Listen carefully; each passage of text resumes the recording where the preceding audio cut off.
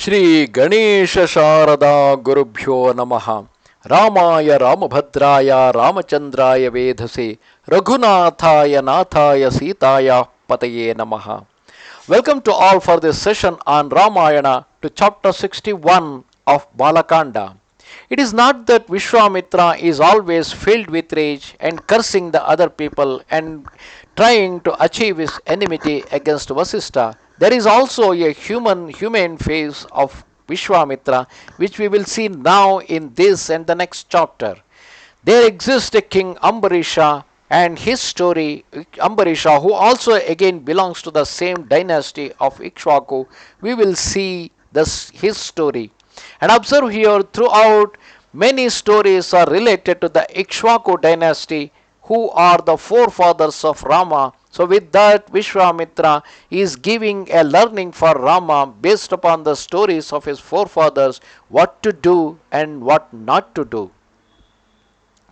O Rama, when Vishwamitra saw the sages departing, he said to the dwellers of the Tapovana forest, in the southern region great obstructions have hindered my penance. I shall therefore go to another quarter to perform austerity. To the west of this place, at the sacred spot named Pushkara, there is a large and beautiful forest where I shall continue my practices undisturbed. Till now, Vishwamitra was performing his penance in the southern side, which of course should be anywhere in the area of Vindhyavali or Vindhya mountain range, and probably from there he went towards Pushkara, which lies towards the Rajasthan of the today. Reaching that place, the great sage, engaging in occult practices, subsisted on fruit and roots. Meanwhile, King Ambarisha of Ayodhya inaugurated the horse sacrifice, but the horse was carried away by Indra, on which the priest addressed the monarch, saying, O king, it is for you to protect the sacrificial steed. The horse has been stolen away owing to your negligence.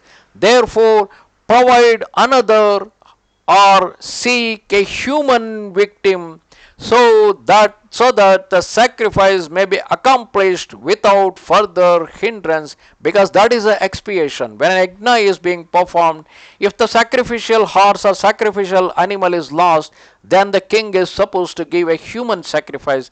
This is what was being practiced in those good olden days, where including human sacrifice, even animals were sacrificed in the yajna. However, those were the days when there were abundant forest and abundant amount of animal on this Bharatavarsha. However, over a period of time, both the forest as well as the number of animal got declined, and over a period of time, probably even also because of the spread of Jainism as well as the Buddhism, which preached the ahimsa, non-violence. For the same reason, over a period of time, this practice of sacrificing the animal during the yajna has been abandoned, and it is never being practiced today. Even the scriptures do not support it. Hearing these words, the renowned monarch offered thousands of cows to whosoever should find either a horse or a human being. Seeking the sacrificial beast, the illustrious sovereign passed through many countries, cities, and forests, and entered the hermitages and sacred places. At length, the king Ambarisha beheld Ruchika, the sage, with his sons and wife, dwelling on the mountain Bhrigutunga. Making obeisance to him, the king honored him in various ways and inquired as to his welfare. He then said to him, if it is agreeable to you, grant me one of your sons in exchange for 100,000 cows. After searching many countries, I have not been able to find either a horse, that sacrificial horse, or a human victim for the sacrifice. O Lord, do you therefore deliver your son to me and accede to my request. Ruchika then answered, O king, I will never bestow my elder son on any. At the same time, his wife then said, My lord does not wish to part with the elder. The lord, that means her husband, is not willing to part with the eldest son, but the youngest son Shunaka is dearer to me. I shall not part with him. O great Muni, the eldest son is beloved of his father, and the youngest is dear to his mother.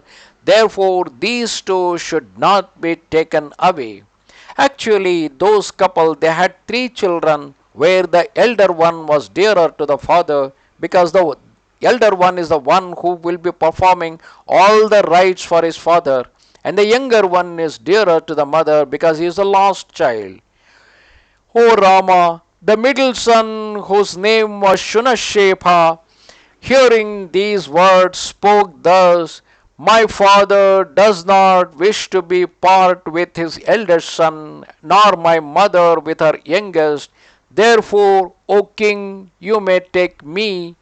O Rama, the king gave the sage Ruchika 100,000 cows in exchange for Shunashepa, and mounting his chariot started with him on his homeward journey. Thus ended chapter 61 of Balakanda in Ramayana. Whoever are the parents, whatever the number of children they are having, male or female, parents are expected to have an equal love towards all their offspring. But of course, in reality, it doesn't happen. Often, father or mother they used to have more love towards a specific child, and it is not necessary that they hate the other child. They may not be having the same love towards all the children, and that certainly disturbs the mind of those children, and those children they start getting the feeling of getting rejected. And here, for the same reason, Shunashepa is getting ready to die himself for the sake of Yajna. Namaste Sharada Devi, Kashmira Puravasini, Twamaham Prarthaye Nityam, Vidyadanancha Dehime. Goodbye.